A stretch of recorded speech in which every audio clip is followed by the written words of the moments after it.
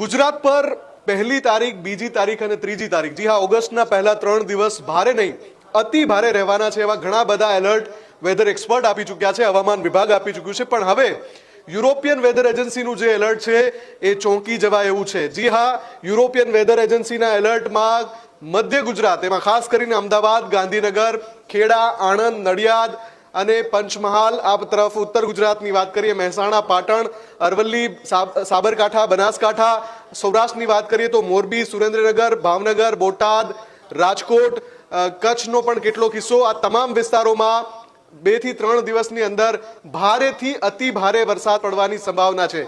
જે તસવીર રિલીઝ કરી છે તમે જોઈ શકો છો, એ તસવીર પણ હું આપને બતાવી રહ્યો છું, જેમાં પર્પલ કલર ઇશારો કરે છે કે મધ્ય ગુજરાત, દક્ષિણ ગુજરાતનો કેટલોક વિસ્તાર, ઉત્તર ગુજરાત, સૌરાષ્ટ્રનો કેટલોક વિસ્તાર, કચ્છનો કેટલોક વિસ્તાર, ત્યાં ભારે મેઘ ખાંગા થાય તે પ્રકારના સંકેતો મળી રહ્યા છે, તે પ્રકારના એંધાણ જોવા મળી રહ્યા છે. આ બધાની વચ્ચે આપણે સાવચેત રહેવું પડશે, કેમ કે હમણાં જ્યારે જુલાઈના અંતિમ પખવાડિયામાં જ્યારે વરસાદ પડ્યો 22, 23, 24 જુલાઈએ, ત્યારે અમદાવાદ સહિત ઘણા બધા શહેરોની શું હાલત થઈ હતી આપણે જોઈ હતી.